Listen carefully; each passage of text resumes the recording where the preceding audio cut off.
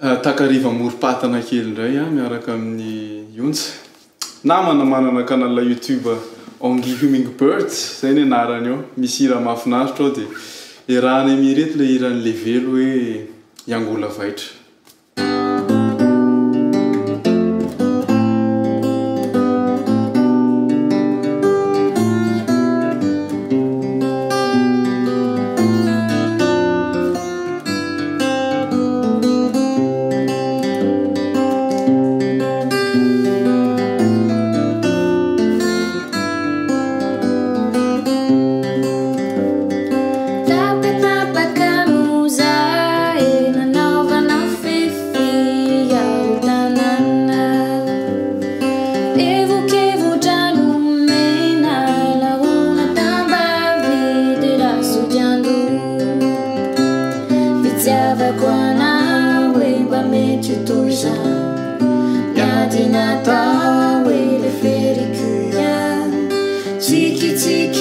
Aqui de Iangolao vaitra fio mamato transiga.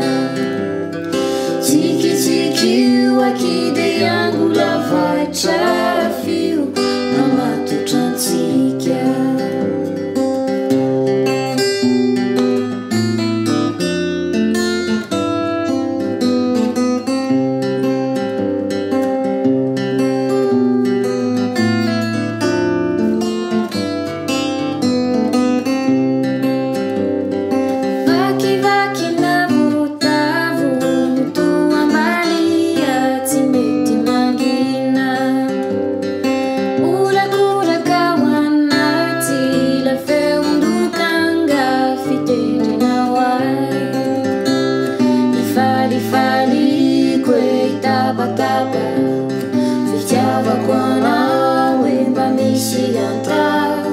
Sendra malamo iao ny lalako ety etsy pasy antsanotady ao.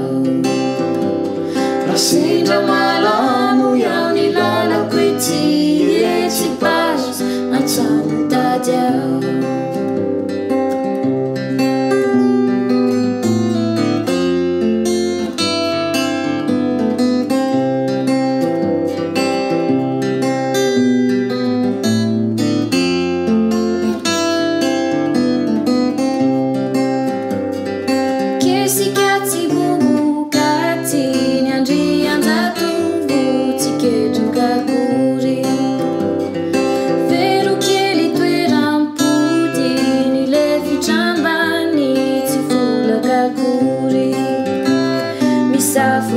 Futo e mi culpa tadi, meti a navandre i kustrukani.